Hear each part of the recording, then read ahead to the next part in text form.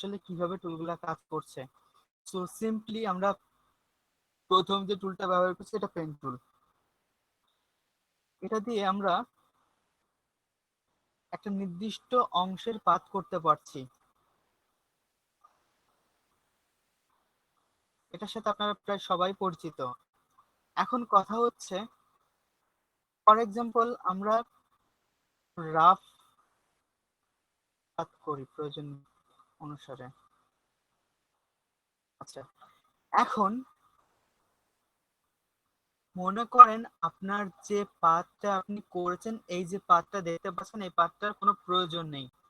আপনি simply delete anchor পয়েন্টের যে পাথ টুলটা আছে সেটাকে ব্যবহার করতে পারেন।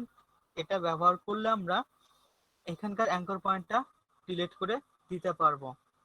ওকে, আমরা আগে থেকে জানি কন্ট্রোল চাপ দিয়ে ধরে যদি কোনো অংশকে ধরে টানাটানি করি তাহলে সেটা অবশ্যই ছোট বা বড় হবে। কিন্তু আপনি যদি পাত টানার সময় দেখেন, এটার ক্ষেত্রে পাত টানার সময় পেন টুলে ফিরে যাই, পাত টানার সময় এটার যেমন দুইটা প্রান্ত আছে, বাট এটার কিন্তু সেই দুই প্রান্ত নেই। দুই প্রান্ত আছে, আচ্ছা আমি দুইটা প্রান্ত কেটেছিলাম, কোনটা সেটা কেটে দিলাম। হ্যাঁ, ধরেন এখন এটার ক্ষেত্রে একটা প্রান্ত আছে। এখন কোনোভাবে আপনার প্রয়োজন ওপরের প্রান্তটাকে বাড়ানো বা ওপরের প্রান্তটা অ্যাডজাস্ট করা। ফর এক্সাম্পল আমরা যদি এটা একটু ভেতরে করতাম, ধরুন এখন আপনার এখানে উপরে একটা প্রান্ত দিয়ে উপরে টান দিয়ে দিলে এটা উপরের দিকে যাবে, এটা আপনি বুঝতে পারছেন। বাট আপনি যেহেতু একবার কেটে ফেলছেন, ওটা আর ফিরে পাচ্ছেন না। তো এটা ফিরে পাবেন কিভাবে?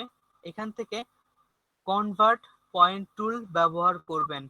এটা ব্যবহার করে আপনি যে পার্টটা ডিলিট করে সরি, যে অ্যাঙ্কর পয়েন্টটা যে বাড়তি বাহুটা ডিলিট করে ফেলছেন, আপনি চাইলে সেটাকে আবার ব্যাক করে নিয়ে আসতে পারেন এবং প্রয়োজনে অ্যাডজাস্ট করে নিতে পারবেন। এখন আমাদের যদি মনে করি যে আমাদের এই জায়গাটা আরো একটা অ্যাঙ্কর পয়েন্টের প্রয়োজন ছিল, তো সিম্পলি আমরা অ্যাড অ্যাঙ্কর পয়েন্ট ব্যবহার করব।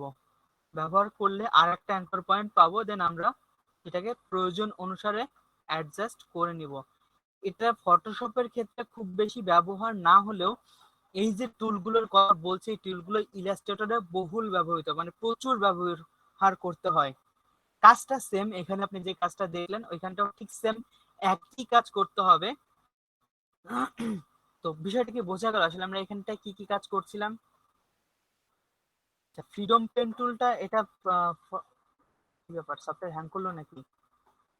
হ্যাং করেনি। ফ্রিডম পেন টুলটা হচ্ছে, খেয়াল করেন পাথ হয়ে গেল। বিষয়টা এরকম, আপনার যদি হাত স্মুথ থাকে, এই টুলটা সাধারণত আপনার যারা গ্রাফিক ট্যাব ব্যবহার করে, গ্রাফিক ট্যাবের উপর হাতটা খুব স্মুথ, তারা এটা ব্যবহার করতে পারে। তো এটা কি করবে, আপনার জাস্ট যেখান থেকে টানার দরকার আপনি খুব সহজে টেনে নিতে পারবেন, এই আর কি।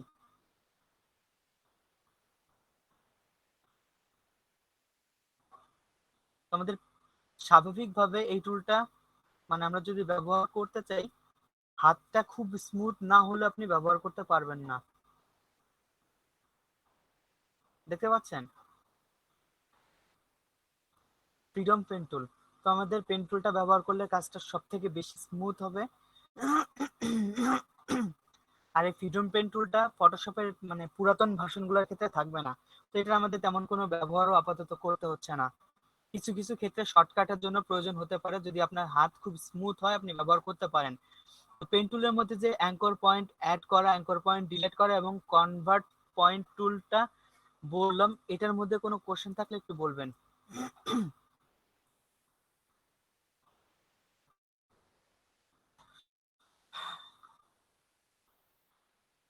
খালেদ মাহমুদ ভাই, আমাকে শুনতে পাচ্ছেন? ফটোপিতে আপনি চাইলে ব্রাশ অ্যাড করতে পারেন। জি ব্রাশ ভাই। অ্যাড করা যায়।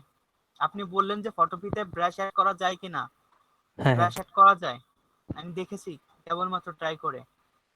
ও। আপনার যদি ব্রাশ অ্যাড করার প্রয়োজন হয়, জি ভাই। ব্রাশ অপশনটা সিলেক্ট রাখা অবস্থায় খেয়াল করেন, সিলেক্ট রাখা অবস্থায়, আচ্ছা, লোড ডট এবিআর ওইখানটায় যেমন শুধু লোড ছিল বা লোড ব্রাশ ছিল, আপনি এখানটায় লোড ডট এবিআর ফাইলটা সিলেক্ট করেন। দেন আপনার যে ব্রাশটা প্রয়োজন আপনি সেই ব্রাশের ফাইলটা ওপেন করেন। ফর এক্সাম্পল আমরা এখানটায় ফায়ার ব্রাশ কোনটা ছিল, সেটা ফায়ার ব্রাশ, এই ফায়ার ব্রাশটা সিলেক্ট করলাম, দেন ওপেন করলাম, আমার ব্রাশ লোড হচ্ছে, ওকে অ্যাডেড হয়ে গিয়েছে। এখন যদি আমরা এখানটায় যাই, আমাদের ফায়ার ব্রাশ গুলো নিচে শো করবে, অবশ্যই যে শো করেছে। ওকে, আপনি এখন চাইলে ফায়ার ব্রাশ ব্যবহার করতে পারেন। একটু স্লো করতে হবে, ফটোশপে আপনি যত ফাস্ট করবেন এখানে তত ফাস্ট করতে পারবেন না। বাট আমি যেটা বললাম, আপনার ফটোশপে মোটামুটি যা করতে পারবেন প্রায় বলতে পারেন হুবহু একই কাজ আপনি এখানটায় করতে পারবেন। সুজন ভাই বলছিলেন যে ব্রাশ অ্যাড করা যায় না, বাট আমি ট্রাই করে দেখলাম যে হ্যাঁ ব্রাশ অ্যাড করা যায়। ওকে সুজন ভাই, বুঝতে পারছেন?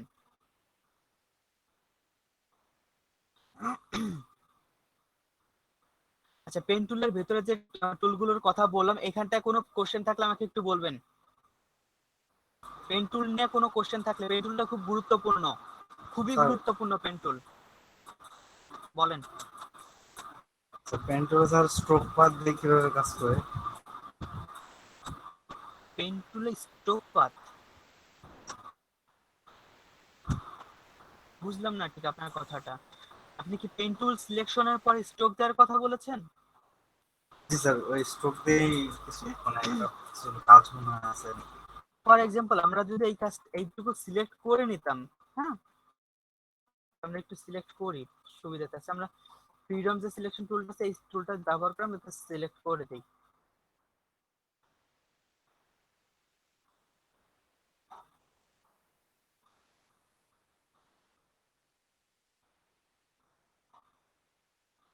আচ্ছা, স্মুথ হচ্ছে না, হ্যাঁ হাত কেঁপে গেছে।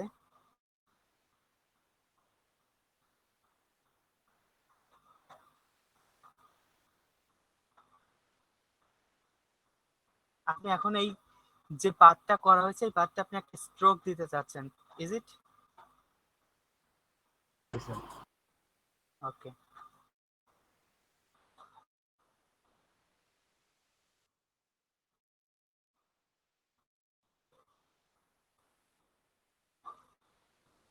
খেয়াল করেন, এডিট থেকে স্ট্রোক। ওকে, কালার গ্রিন আছে, 2 পিক্সেল আমরা আপাতত রেখে দিলাম।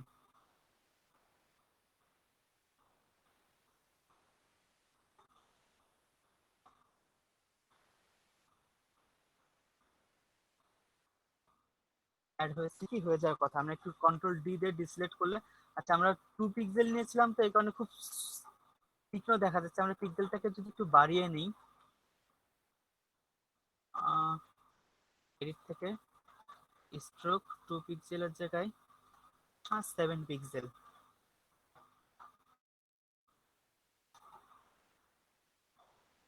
দেখতে পাচ্ছেন আমরা খুব রাফ ভাবে এখানটা, যেহেতু মানে আমি পেন টুল ব্যবহার করিনি, ফ্রিডম পেন টুল ব্যবহার করছি, এখানটায় সিলেকশনটা ভালো মতো করা হয়নি। আপনি যখন স্মুথলি সিলেকশনটা করবেন, আমরা যদি পেন টুলতে সিলেক্ট করে দেখা একটু, আপনি পেন টুলতে যখন একটা স্মুথ সিলেকশন করবেন তখন আপনি ঠিক যেই সিলেকশনটা করবেন সেই বরাবরই পাথটা আসবে।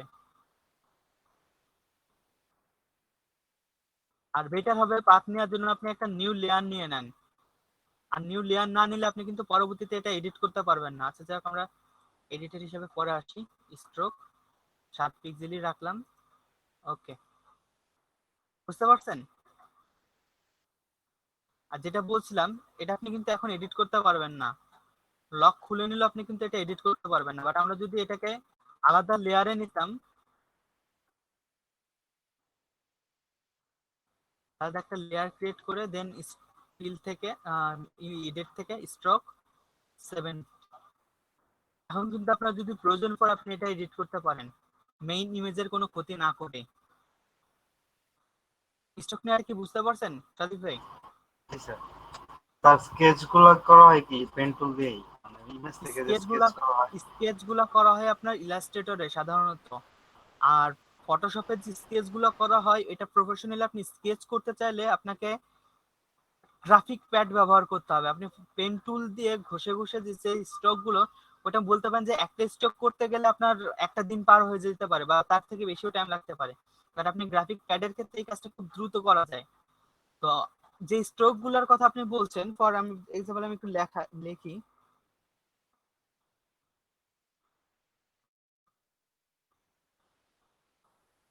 প্রোডাক্ট স্টক শো করবে না, স্টক স্পেলিং তো এটা না, তাই না? এসটিওকেই না, ফটোশপের মধ্যে কি ছিল? এসটিআরওকে, আচ্ছা।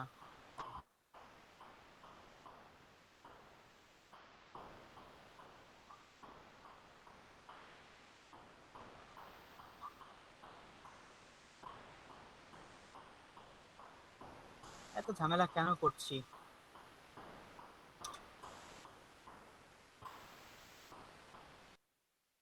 লাইন আর্ট, আপনি তো এগুলোর কথাই বলছেন, এগুলোর কথা বলছেন না?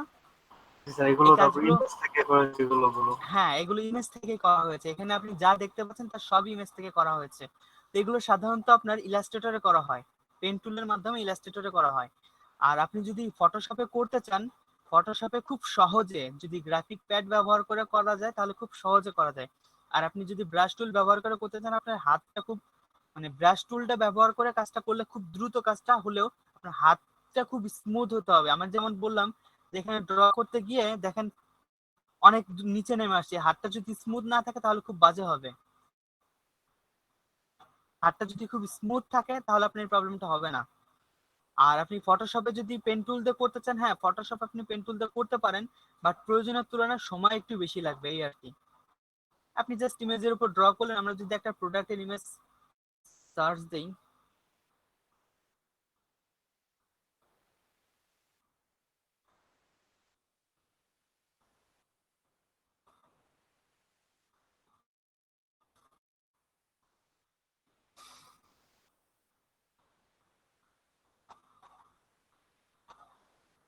খুব সাধারণ একটা প্রোডাক্ট নেই, হ্যাঁ, যাতে অল্প টাইমে দেখানো যায়।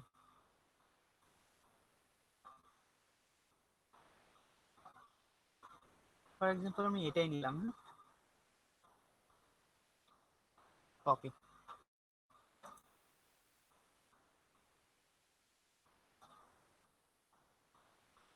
আচ্ছা আমি এটা কেটে দিলাম।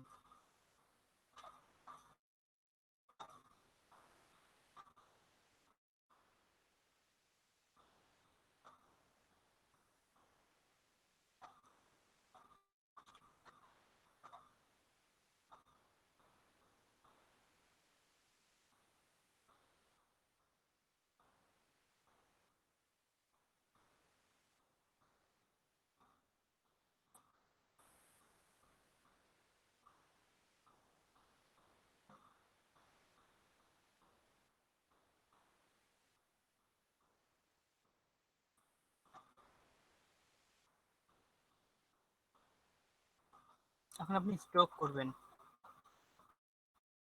কারণ আমি এখান থেকে শুরু করলাম। আপনার ইচ্ছা মতো আপনি যে কোনো জায়গা থেকে শুরু করতে পারেন।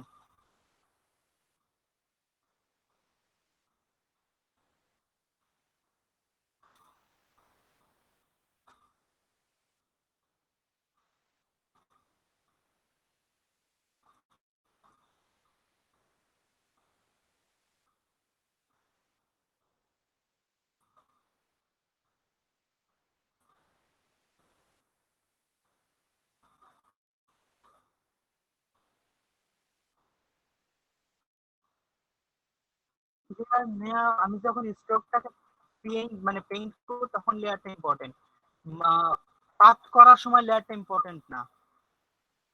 আমরা যখন পাথ করছি পেন টুল দিয়ে, এক সময় আমরা লেয়ার নিয়ে করছি বা লেয়ার ছাড়া করছি, এটা ইম্পর্টেন্ট না।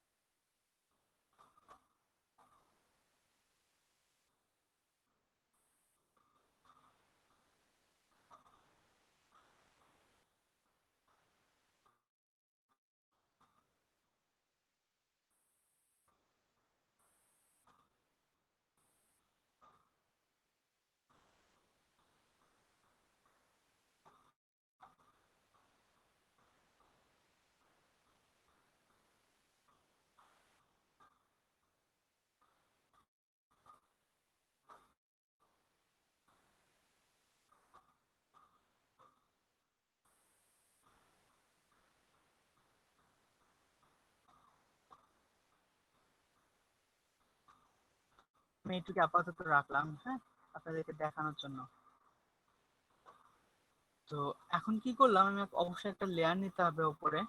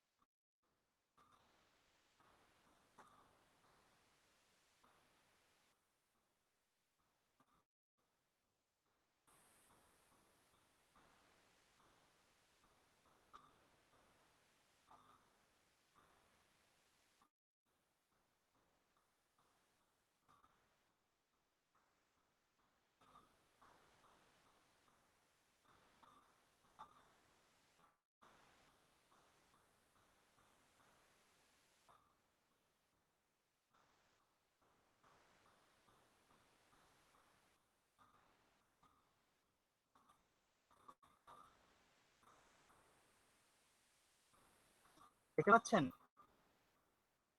এইভাবে আপনাকে একটা একটা একটা একটা করে ড্র করতে হবে।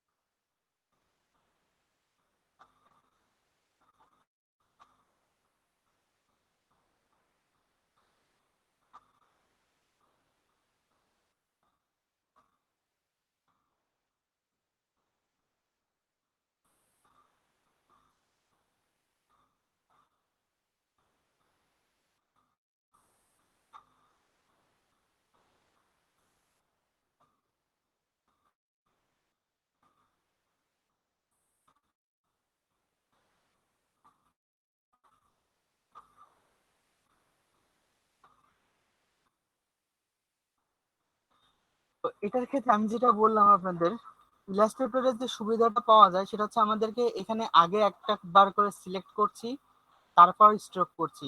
বাট ইলাস্ট্রেটরের ক্ষেত্রে আপনি সিলেক্ট মানে পাথ করা এবং স্ট্রোক নিয়ে একবার একই সাথে করতে পারবেন। এক্ষেত্রে আপনার ছোটখাটো যদি ভুল হয় সেটা আপনি ইনস্ট্যান্টলি তখনই ঠিক করতে পারবেন। যেমন দেখেন এইটা আর এই প্রান্তটা এই প্রান্তটা আলাদা দেখা যাচ্ছে, এটা অবশ্যই আলাদা দেখা যাওয়া উচিত না, আপনার এটা ঠিক করা উচিত ছিল। বাট আমরা যখন পাথ নিয়েছি, এই পাথ নেওয়ার সময় এটা তেমন একটা বোঝা যায়নি, ইমেজটা পেছনে থাকার কারণে, ইমেজটা পেছনে থাকার কারণে তেমন একটা বোঝা যায়নি। বাট যখন আপনি ইলাস্ট্রেটর এই কাজটা করবেন, তখন এই জিনিসটা আপনি তখন ইনস্ট্যান্টলি দেখতে পারবেন, ইনস্ট্যান্টলি ঠিক করতে পারবেন। আর এটা এখন ঠিক করতে গেলে আপনার এক সাইডটাকে কেটে আবার নতুন করে ড্র করতে হবে। তো এটা গুলো ছিল আমাদের স্ট্রোক ইমেজ আর কি। স্ট্রোক, এটাকে লাইন বলা যেতে পারে। আপনাকে এখন এই ইমেজের প্রত্যেকটা পার্ট এইভাবে ড্র করতে হবে। আমি জাস্ট আউটলাইনটা এবং ইটা টানছি, দেন আপনি এই উপরের জন্য আর একটা টানবেন, দেন এই এটার জন্য আর একটা টানবেন, এই পুরো শেপটা একটা টানবেন, এইখানে এই পুরো শেপটা একটা টানবেন, এই পাশে একটা সার্কেল টানবেন, এই পাশে একটা সার্কেল টানবেন। এরকম করে প্রত্যেকটা করলে হয়ে যাবে। বাট সিস্টেমটা কি বোঝা গেল? বুঝছেন?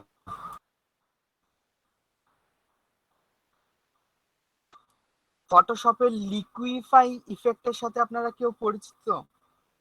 লিকুইফাই ইফেক্ট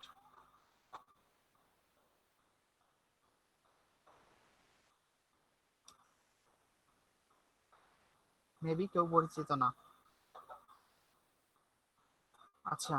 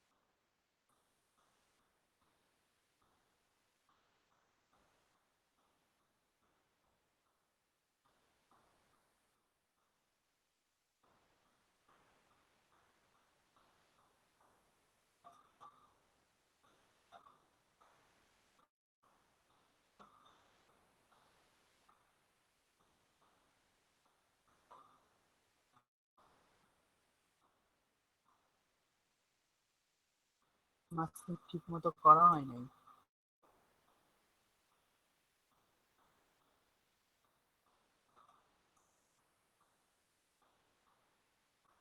পুরোটা কি বান্টুলে যাবে? আচ্ছা আমি আপাতত বাদ দিলাম এগুলো। এটা বলতে চাচ্ছিলাম আর কি, একটা কপি করে নিলাম কন্ট্রোল জে দিয়ে, উপরের যে লেয়ারটা আছে সেটাকে অফ করে রাখলাম, নিচেরটার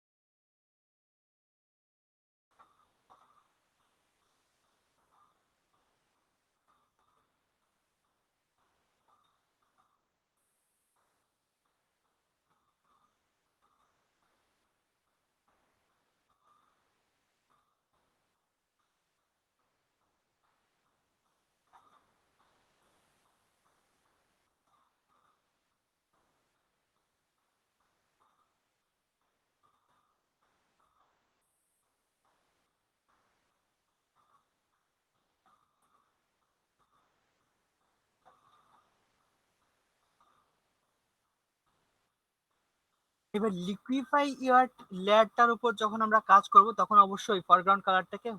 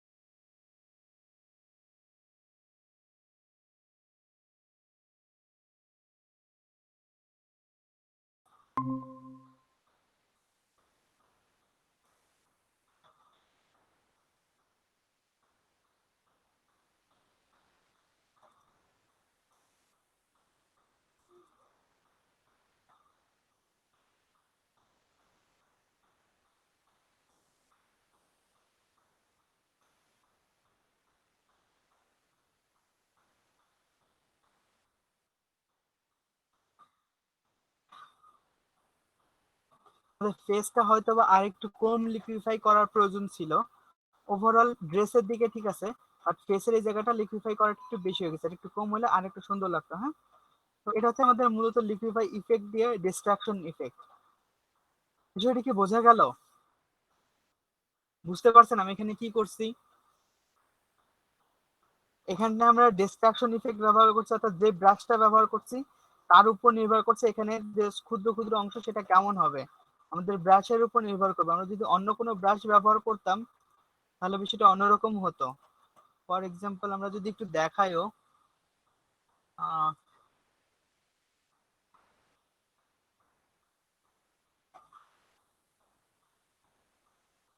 দেখতে পাচ্ছেন, আমরা যদি অন্য কোনো ব্রাশ ব্যবহার করতাম তাহলে সেটাও অন্যরকম হতো। তো এটা ডিপেন্ড করে প্রয়োজনের উপর, কার কি কে কি কোন প্রয়োজনে ব্যবহার করতে চাচ্ছে। তো আমরা এখানে ডিস্ট্রাকশন ইফেক্ট ব্যবহার করছি, সো আমরা ডিস্ট্রাকশন ব্রাশ নিয়েছি, ক্ষুদ্র ক্ষুদ্র ধূলিকণার মতো হয়ে উড়ে ভেসে চলে যাচ্ছে, এটা আমরা ডিফাইন করলাম, এই আর কি। টপিকসটা কি বোঝা গেছে? জি ভাইয়া, বুঝতে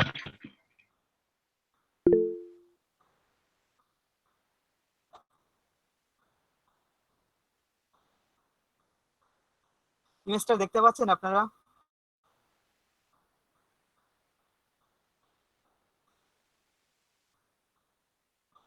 ইমেজটা কি দেখতে পাচ্ছেন?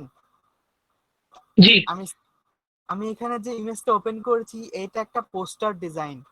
এই পোস্টার ডিজাইনটা কিন্তু করা হয়েছে লিকুইফাই ইফেক্টের মাধ্যমে। বাট আমরা ওইখানে কোন ব্রাশ ব্যবহার করেছিলাম, এক মিনিট সরি, কোন ব্রাশ ব্যবহার করেছিলাম এখানটায়? Distraction brush. বাট এরা এখানটায় ড্রিপ কোয়ালিটির ওয়াটার ড্রিপ বা এক্স জাতীয় একটা ব্রাশ ব্যবহার করছে। আমরা যদি ওই ওয়েবসাইটটায় যাই আবার একটু,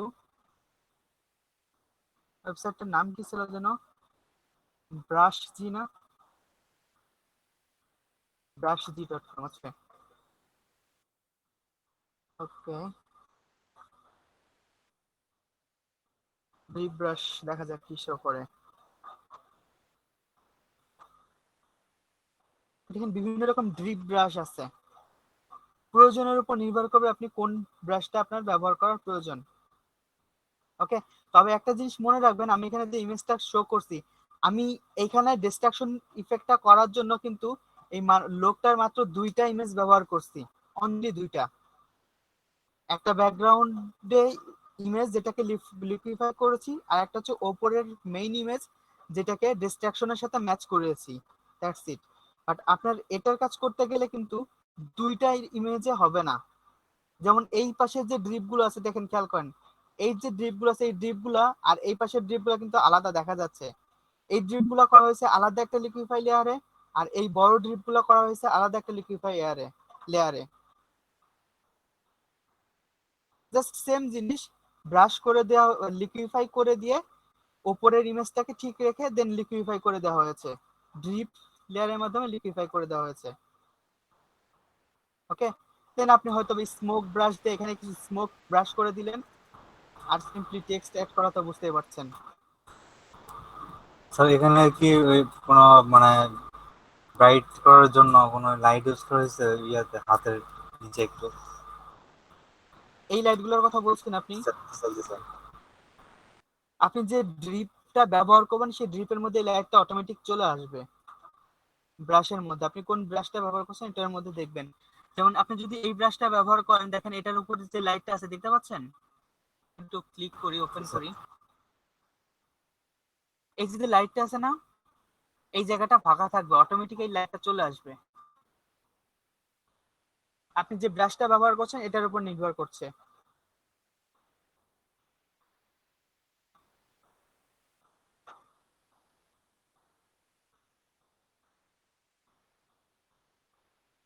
কোনো কোশ্চেন থাকলে করতে পারেন, এই পোস্টারটা আমি করতে দিব কিন্তু হোমওয়ার্ক।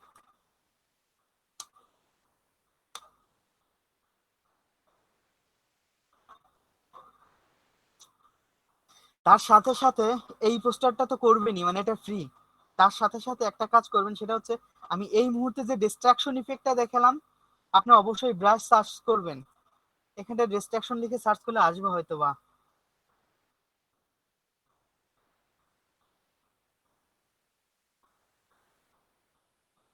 এই যে বিভিন্ন ডিস্ট্রাকশন ব্রাশ দেখতে পাচ্ছেন, বিভিন্ন ডিস্ট্রাকশন ব্রাশ এখানটায় আছে, আপনার প্রয়োজন অনুসারে এখান থেকে। এই যে ব্রাশটা খুব সুন্দর একটা ব্রাশ, এটাকে এক্সপ্লোশন ব্রাশ বলা হয়েছে, আপনি এক্সপ্লোশন ব্রাশটা ব্যবহার করতে পারেন। আবার যদি মনে করেন যে টুকরা কাচের মতো টুকরা টুকরা হয়ে যাবে, সেক্ষেত্রে এটা ব্যবহার করতে পারেন। আইস, আচ্ছা এটা কাচ না, এটা আইস এক্সপ্লোশন, আপনি এটা ব্যবহার করতে পারেন, যেটা আপনি ব্যবহার করতে চাচ্ছেন। অর্থাৎ আমি ওভারঅল আজকের যে টপিকস গুলো বললাম, এটার উপরে ব্রাশ দিয়ে যে কত কিছু করা যায় একটা আইডিয়া তো পেলেন। ব্রাশ কিন্তু খুব গুরুত্বপূর্ণ একটা জিনিস ফটোশপের জন্য। স্যার টেক্সটে এফেক্ট দেওয়া যায় না স্যার? জি, আবার বলেন। টেক্সটে কি এগুলো এফেক্ট দেওয়া যায়? আপনি ব্রাশ, উপযুক্ত ব্রাশ ব্যবহার করে যে কোনো কিছু করতে পারবেন। আপনি উপযুক্ত ব্রাশ ব্যবহার করে যে কোনো কিছু করতে পারবেন। যেমন কোনো হরর থিমে নাজমুল ভাই এর আগে প্রবলেম ফেস করছে, ব্লাড ইফেক্ট দিবে খুঁজে পাচ্ছে না। কোনো হরর থিমে ব্লাড ইফেক্ট আপনি সেটাও এই যে এখানটা যে ড্রিপ ব্রাশ গুলো আমরা বলেছিলাম, সেই বিভিন্ন ড্রিপ ব্রাশ গুলো দিয়ে আপনি করে নিতে পারবেন। কোথায় গেল সেগুলো? এই দেখেন ব্লাডের যে ইফেক্ট গুলো আছে, আপনি চাইলে এখান থেকে এই ড্রিপ ব্রাশ গুলো ব্যবহার করে দিতে পারবেন। তবে কোন লেয়ারের উপর আপনার মাস্কিং করতে হবে, আমাদের এখানে কিন্তু মাস্কিং করতে হয়েছে 2 বার। কোন লেয়ারের উপর আপনার মাস্কিং করতে হবে এটা আপনাকে মাথায় রাখতে হবে, আসলে আপনি কোন লেয়ারের উপর মাস্কিং করছেন।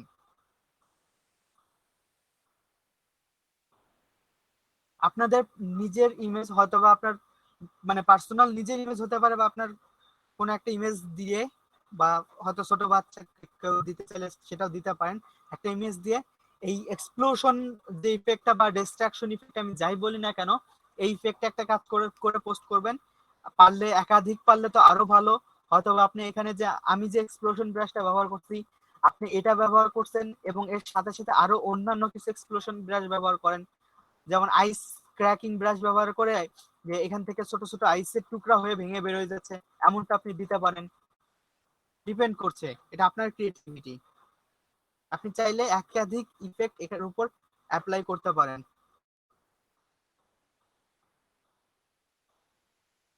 এবং তারপর অবশ্যই পোস্টারটা ডিজাইন করবেন। আগামীকাল শুক্রবার, গতদিনের বিজনেস কার্ডের ডিজাইনগুলো আমি অনেকের কাছ থেকেই পাইনি। আশা রাখবো এই শুক্রবারের মধ্যে সম্পূর্ণ কমপ্লিট করবেন, এবং স্যাটারডেতে আপনাদের একটা এক্সাম নিব। অবশ্যই চেষ্টা করব গ্রুপ ওয়াইজ এক্সামটা নেওয়ার জন্য। আমি এর আগে অবশ্যই কথাটা বলছিলাম যে গ্রুপ ওয়াইজ এক্সাম নিব। এক্সামের সিস্টেমটা হচ্ছে আপনাদেরকে কিছু শর্টকাট কি ধরা হবে, সেই শর্টকাট কি কোনটার জন্য কি শর্টকাট কি সেটা বলতে পারতে হবে। এন্ড 2, আপনাদেরকে কোনো প্রজেক্ট হতে পারে, সেটা বিজনেস কার্ড হতে পারে, সেটা পোস্টার দেয়া হবে, সেটা আপনাকে ডিজাইন করে ক্লাস চলাকালীন টাইমে কমপ্লিট করে দিতে হবে। ওকে, এবং আনলিমিটেড টাইম পাবেন না। অবশ্যই চেষ্টা করবেন, আমি ইতোমধ্যে আপনাদেরকে যে পোস্টারগুলো কাজ হোমওয়ার্ক করার জন্য সেন্ড করেছি গ্রুপে, এইগুলোর উপর প্র্যাকটিস করবেন। আমি চেষ্টা করব যাতে আপনাদের প্র্যাকটিস করা আছে এমন কোনো কিছু দেওয়ার জন্য। অবশ্যই হুবহু সেম পাবেন না, সিমিলার পাবেন। হুবহু সেম দিলাম, আপনি আগের করা কাজটা আধা ঘন্টা পর এসে আমাকে সেম মানে সেন্ড করে দিচ্ছেন যে কাজ করে দিছি, এই আশা করে লাভ নেই।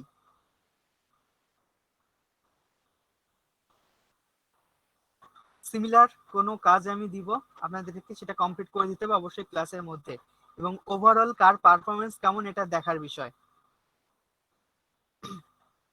আতিয়া তাসনিম আপু, আপনাকে বলছি, আপনি যে ভিডিওগুলো আছে অবশ্যই চেষ্টা করবেন এই শুক্রবারের ছুটির মধ্যে বসে ভিডিওগুলো যতদূর সম্ভব কভার করে নেওয়ার। কারণ আমরা এর আগে ফটোশপ টুল সম্পর্কে অনেক আলোচনা করছি।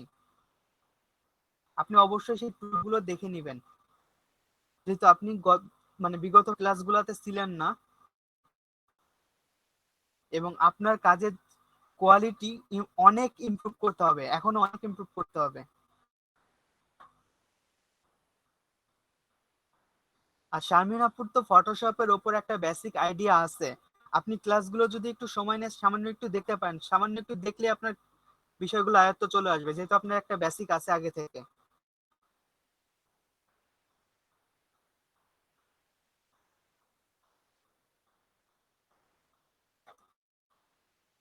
কারো কোনো কোশ্চেন থাকলে করেন। মিনাজুল হক ভাই, মিনাজুল হক ভাই শুনতে পাচ্ছেন আমাকে?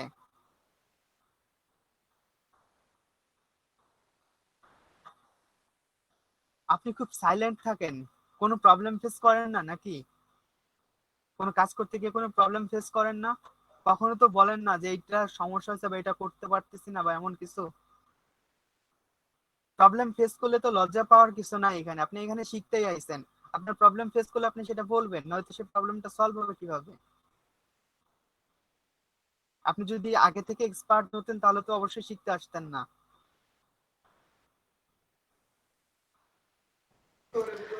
ভাইয়া, জি বলেন। আমার তো প্রবলেমের শেষ নাই। এখন আমি ব্রাশ ইজি থেকে যে আমি ব্রাশ গুলো ডাউনলোড করছি, তখন এইগুলোতে আবার ক্লিক করলে তো এগুলা বলে যে আপনার মেমোরি নাই। র্যাম প্রবলেম করে না? হ্যাঁ হ্যাঁ, এখন র্যাম প্রবলেম দেখা যাচ্ছে। যে আপনি ফটোশপে যখন কাজগুলো করবেন, আমি পার্সোনালি রিকমেন্ড করবো, র্যাম প্রবলেম যাদের আছে তারা অন্য যে কোনো সফটওয়্যার ইনস্টল করা থাকে সেগুলোকে ডিলিট করে দেন।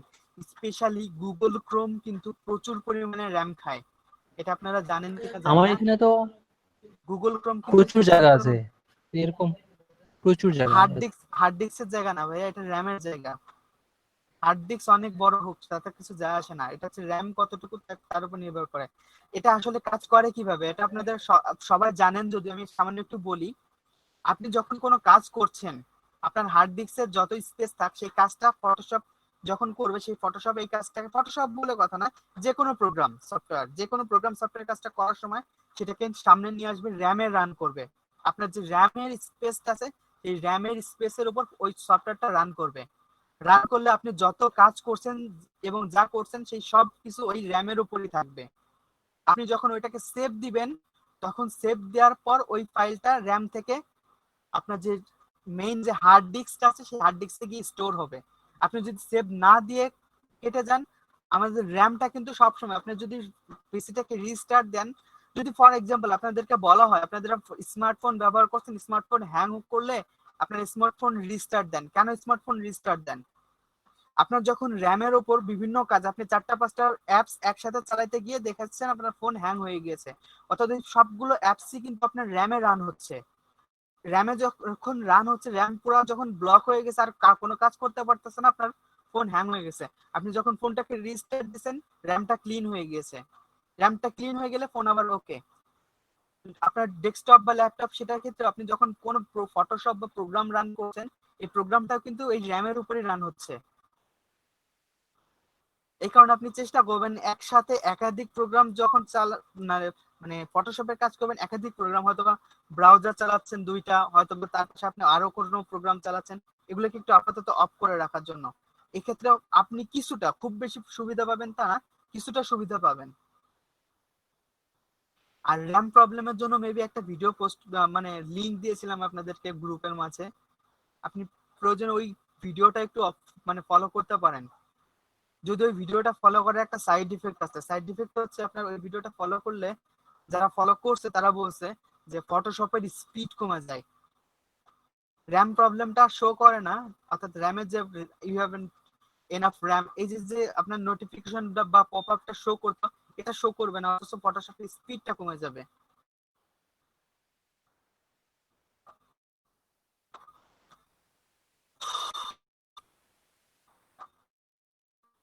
আজকে বৃহস্পতিবার, বৃহস্পতিবারই তো নাকি? হ্যাঁ, কালকে শুক্রবার। এক্সাম সম্পর্কে যদি কারো কোনো কোশ্চেন থাকে আমাকে করতে পারেন, বা যে কোনো প্রবলেম। ফন্টাসাম আইকন প্রবলেম, ওকে দেখান, স্ক্রিন শেয়ার দেন, আমি স্টপ দিচ্ছি।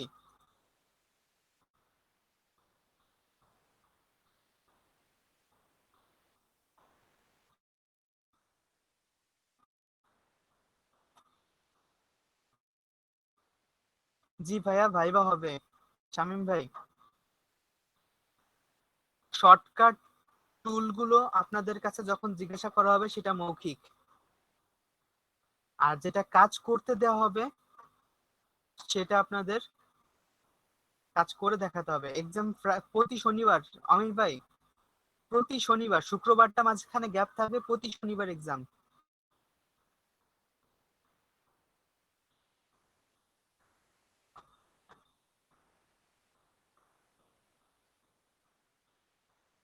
শর্টকাট কি বাদ দিব কেন ভাই? নাজমুল ভাই, বাদ দিব কেন?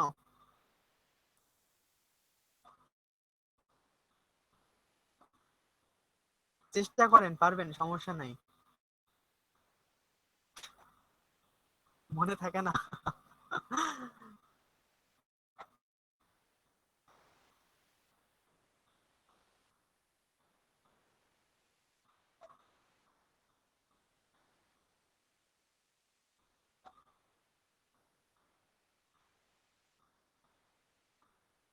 quantosum.com/chatshit হচ্ছে, ওকে। সলিড আইকনের মধ্যে আছেন আপনি, তাই তো? সার্চ দিচ্ছেন ফোন, ওকে, কপি করেন ফোন,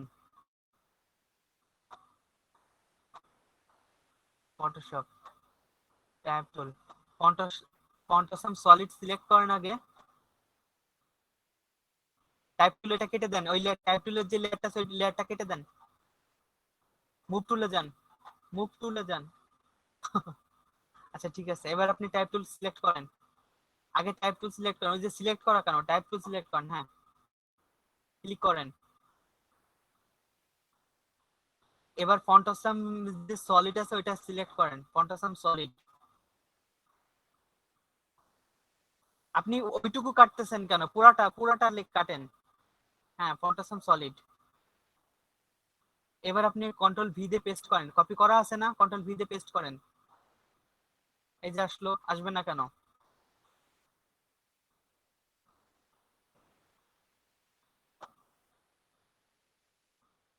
আর কোনো সমস্যা আছে রাশিদুল ভাই?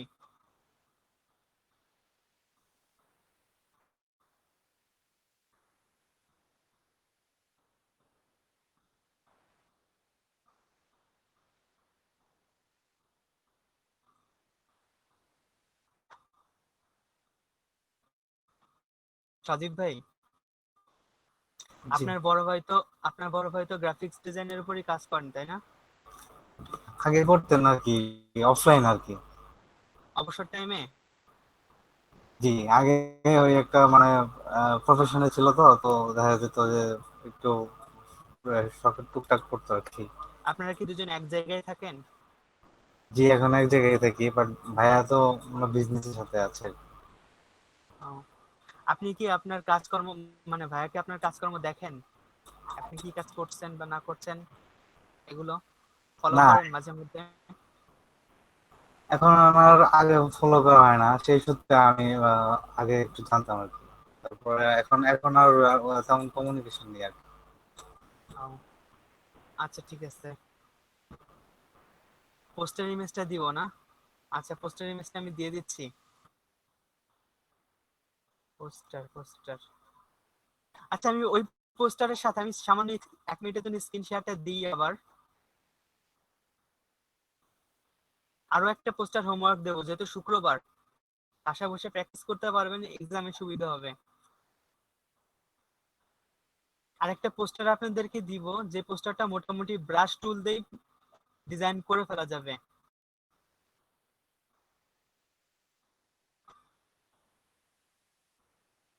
এই পোস্টারটা শুধুমাত্র ব্রাশ টুল দিয়ে ডিজাইন করে ফেলা যাবে,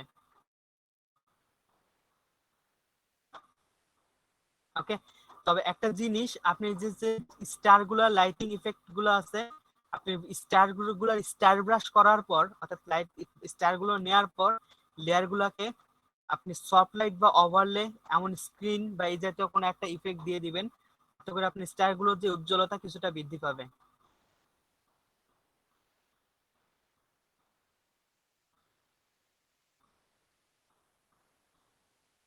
2টা পোস্টার বাড়ির কাজ দিচ্ছি। এই পোস্টারটা পুরোটাই ব্রাশ দিয়ে করা যাবে। অর্থাৎ আমরা মোটামুটি বলতে পারেন যে আজকে যা কাজ দিচ্ছি ম্যাক্সিমাম ব্রাশেরই কাজ।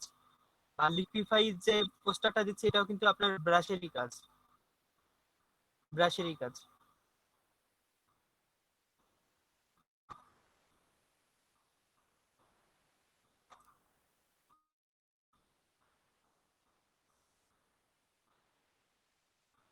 আমি আপনাদের হোয়াটসঅ্যাপে এবং মেসেঞ্জারে পোস্টার দুটো সেন্ড করে দিচ্ছি।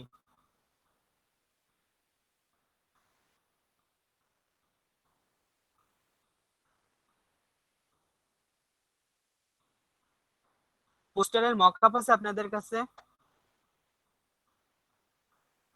পোস্টারের মকআপ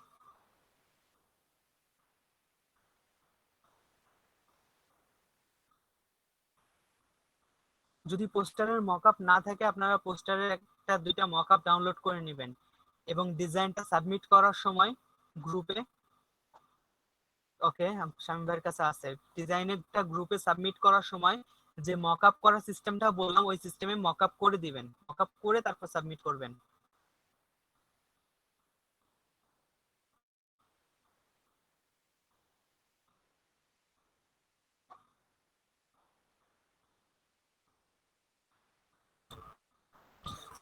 একটা কথা বলতাম, জি বলেন। সেটা হচ্ছে এই আমার ছোট ভাই একটা মানে আজ করছে নাকি মানে হচ্ছে যে ফাইবারে যে অ্যাকাউন্ট খুলে ওর মানে voter ID card national ID card হয়নি আর কি। তো এখন একটা নাম্বার দিয়েছে, ওই নাম্বার থেকে সে মানে কিছু টেম্পোরারি কোড দিয়েছে আর কি। তো ওইটা দিয়ে কি ফাইবার অ্যাকাউন্ট খোলা যাবে কিনা? এনআইডি কার্ড ছাড়া অন্য কোনো কার্ড ফাইবার সাপোর্ট করে বলে আমার জানা নেই। মানে এমন ওই ভোটার আইডি থেকে মানে ওই যে নির্বাচন কমিশন থেকে একটা নাম্বার দেয় আর কি, যারা নতুন ওই নতুন ভোটার ওই তাদের নাম্বারটা, জন্য আর কি। ওই নাম্বারটা দিয়ে আপনি অনলাইন কপি বের করে নিতে পারবেন। নির্বাচন কমিশনের ওয়েবসাইটে ঢুকে অনলাইন কপি বের করে নিতে পারবেন। ওই নাম্বারটা ফাইবার নিবে না। আপনি অনলাইনে ঢুকে নির্বাচন কমিশনের যে ওয়েবসাইট এখান থেকে অনলাইন কপিটা নিতে পারেন, দেন ওই অনলাইন কপিটা দিয়ে দিতে পারেন, ওটা গ্রহণযোগ্য। ওখান থেকে একটা নাম্বার দেবে যেটা সেই নাম্বার দিয়ে করা হ্যাঁ, যাবে। ফোন নাম্বার দিয়ে আপনাকে রেজিস্টার করে নিতে হবে। রেজিস্টার করে নিয়ে যাওয়ার পর আপনার যে ওইখানে যে নাম্বারটা পাইছেন ওই নাম্বারটা দিয়ে একটা অনলাইন কপি বের করতে পারবেন। আপনি যে অনলাইন কপিটা বের করতে পারবেন ওটা ফাইবার নিবে, মেবি ওটা নিয়ে কোনো ফাইবার তেমন কোনো প্রবলেম করবে না। তবে মানে বেস্ট চয়েস হচ্ছে স্মার্ট কার্ড। ভাইয়া একটা কোয়েশ্চেন ছিল ইলাস্ট্রেটর নিয়ে। জি বলেন। ইলাস্ট্রেটরের ক্ষেত্রে আমরা যে ফটোশপের ক্ষেত্রে পিএসডি ফাইলটা সেভ করি, ইলাস্ট্রেটরের ক্ষেত্রে এটা কি ফাইল হিসেবে সেভ করলে পিএসডি আকারে পাবো, এটা পরবর্তীতে চেক করতে পারবো আবার আমি? মানে মানে একটা আপনি ফাইল সেভ কাজ করার পর কাজ জি, করতে কাজ করতে চাচ্ছেন ইলাস্ট্রেটরে, বাট ফাইলটা চাচ্ছেন পিএইচডি। পিএইচডি না হলেও চলবে, মানে পিএইচডি এর মতো। পিএইচডি আমরা কিছু সেভ করলে এটা পরবর্তীতে এটাকে আবার মডিফাই করতে পারি, কিন্তু ইলাস্ট্রেটরের ক্ষেত্রে কি এরকম কোনো সিস্টেম নাই যে একটা ফাইল কমপ্লিট করার পর সেভ করলাম, পরবর্তীতে আবার এটাকে মডিফাই করতে হলো তখন এটাকে আবার ওইখান থেকে মডিফাই করতে পারবো? জি, যে শামীম ভাই দেখেন অলরেডি এসএমএস করে দিয়েছে। ইলাস্ট্রেটরের যে মেইন ফাইল ফরম্যাট সেটা হচ্ছে এআই, যেটাকে আপনার অ্যাডোবি ইলাস্ট্রেটর ডিফাইন করে। হ্যাঁ, আর অল ইলাস্ট্রেটর যে ফাইল ফরম্যাট সেটা হচ্ছে আপনার ইপিএস। ইপিএস এর যে বিষয়টা হচ্ছে ইলাস্ট্রেটরের এআই ফাইলটা আপনার ভার্সন ডিপেন্ড করে। অর্থাৎ আপনি যদি ইলাস্ট্রেটর 2020 তে কোনো একটা ফাইল ডিজাইন করেন, সেটা যদি আপনি CS6 ওপেন করতে চান ওপেন করতে পারবেন না। বাট আপনি যদি সেভ করার সময় সেটাকে ইপিএস এ সেভ করেন, ইপিএস এ সেভ করা ফাইলটা আপনি যে কোনো ইলাস্ট্রেটর, সেটা হতে পারে ইলাস্ট্রেটর 7-8, অর্থাৎ সেই ব্রিটিশ আমাদের যে ইলাস্ট্রেটর আছে আপনি সেখানটাও ওপেন করতে পারবেন। অ্যান্ড ইলাস্ট্রেটরের যে অনলাইন ভার্সনটা আছে, অর্থাৎ যেটা আমরা ওয়েবসাইটের ক্ষেত্রে ব্যবহার করি, সেটা হচ্ছে এসভিজি। এসভিজির সুবিধাটা হচ্ছে আপনার ফাইল ফরম্যাটটা ঠিক ভেক্টর যা ছিল তাই থাকবে, কোনো রকম রেজলিউশন প্রবলেম করবে না। বাট ফাইল সাইজটা এত লো হয়ে যাবে, জাস্ট কিলোবাইটের থেকেও মানে কখনো কখনো আপনার কম হয়ে যেতে পারে, হয়তো 5 কিলোবাইট 7 কিলোবাইট। অথচ আপনি ওই ইমেজটাকে যদি জেপিজি করেন দেখা গেলো 3-4 MB একটা ইমেজ হচ্ছে। 3-4 MB একটা ইমেজ আপনি দেখা গেলো 3-4 কিলোবাইট 5 কিলোবাইট 6 কিলোবাইট সাইজে করতে পারবেন, ওই একই সাইজে, কোনো রেজলিউশন নষ্ট রেজুলেশন না সেম করে। থাকবে? রেজলিউশন সেম থাকবে। এটা হচ্ছে এসভিজি। এসভিজিটা সাধারণত আপনার অনলাইনে ব্যবহার করা হয়, যেমন অনলাইনে ওয়েব কন্টেন্ট গুলা, আমরা যে ওয়েবসাইটের ইমেজ বা ওয়েবসাইটের ওয়েব কন্টেন্ট গুলো ব্যবহার করি, ওয়েব কন্টেন্ট গুলো যদি এসভিজি ফরম্যাটে ব্যবহার করি, তাহলে ফাইল মানে সাইজ কম হওয়ার কারণে আপনার ওয়েবসাইটের যে লোডিং টাইমটা, সেই লোডিং টাইমটা কিছুটা কম লাগে।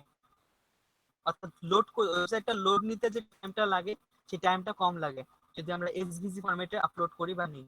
আর পিডিএফটা ইপিএস এর মানে ইলাস্ট্রেটরের যে পিডিএফ ফরম্যাটটা, সেটা মূলত আমরা প্রিন্টিং এর ক্ষেত্রে সব থেকে বেশি ব্যবহার করে থাকি। এটা প্রিন্টিং এর জন্য, যখন আপনি কোনো ক্লায়েন্টকে প্রিন্ট রেডি ফাইল দিবেন, তো ক্লায়েন্ট কিন্তু এসভিজি এআই ইপিএস কোনটা প্রিন্ট করতে পারবে না। প্রিন্টিং এর জন্য তাদেরকে সাধারণত পিডিএফ ফাইল দেওয়া হয়। তো এখানে যে ফাইল ফরম্যাট চারটার কথা বলা হচ্ছে, চারটাই এডিটেবল, আপনি চাইলে এই চারটা ফাইলই এডিট করতে পারেন। এবং আপনি যদি মনে করেন যে আমি ইলাস্ট্রেটরে কোনো ফাইল ডিজাইন করেছি, সেই ফাইলটা আমি ফটোশপে নিয়ে মডিফাই করব, সেটাও করা যাবে।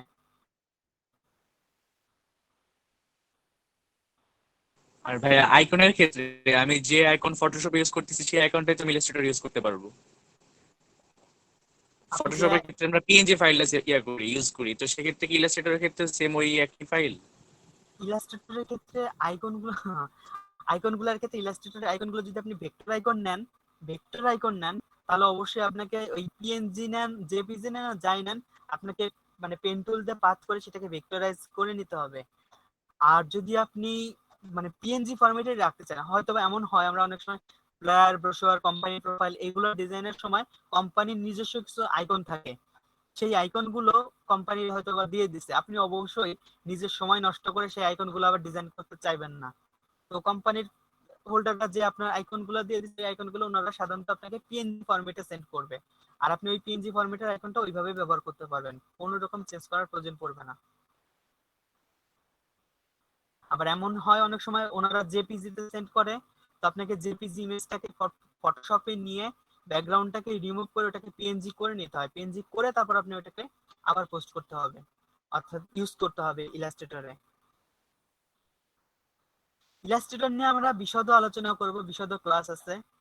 ফটোশপটাকে কমপ্লিট করেন, এবং আশা রাখবো শনিবারের পরীক্ষাটা আপনারা সবাই ভালো মতো দিবেন। আর গ্রুপটা মনে আছে তো, কারা কে কোন গ্রুপে আছেন? আপু আপনাদের দুজনকে 5 নাম্বার গ্রুপে দেওয়া হয়েছে, 5 নাম্বার গ্রুপে যে মেম্বার আছে দুজন, ওনার দুজনের একজন অ্যাক্টিভ না, এই কারণে।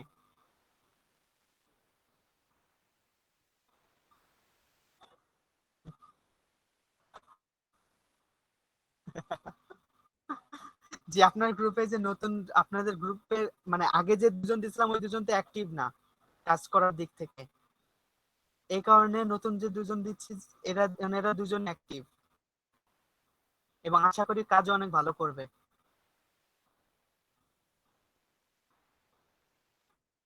এটা হচ্ছে আপনার মেবি 5 নাম্বার গ্রুপে রাশেদুল ভাই আছেন, তাই না? রাশেদুল ভাই, রাশেদুল ভাই আপনি কয় নাম্বার গ্রুপে? 5 নাম্বারে না?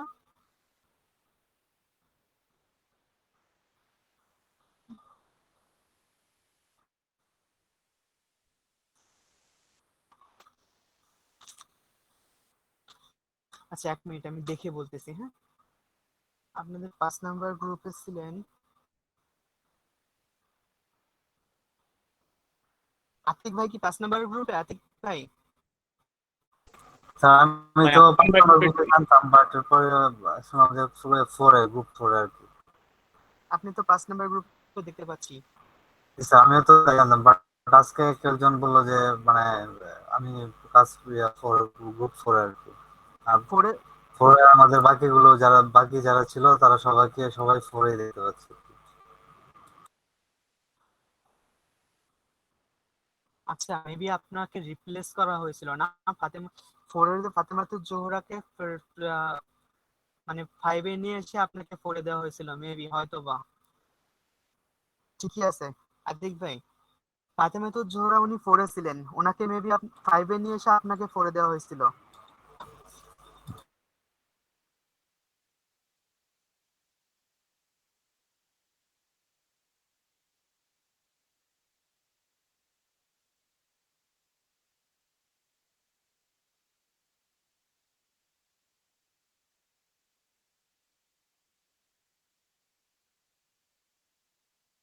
বিজনেস কার্ডের কাজ আপনারা অনেকেই করেন নাই, সেই বিজনেস কার্ড।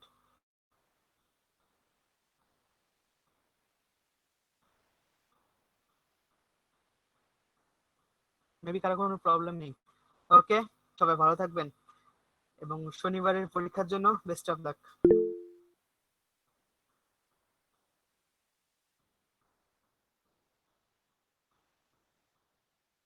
বুঝলাম না, নাজমুল ভাই, আবার বলেন।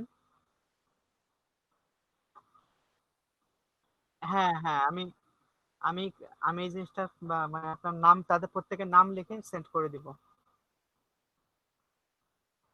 ওয়ালাইকুম আসসালাম। লিভ নেন সবাই।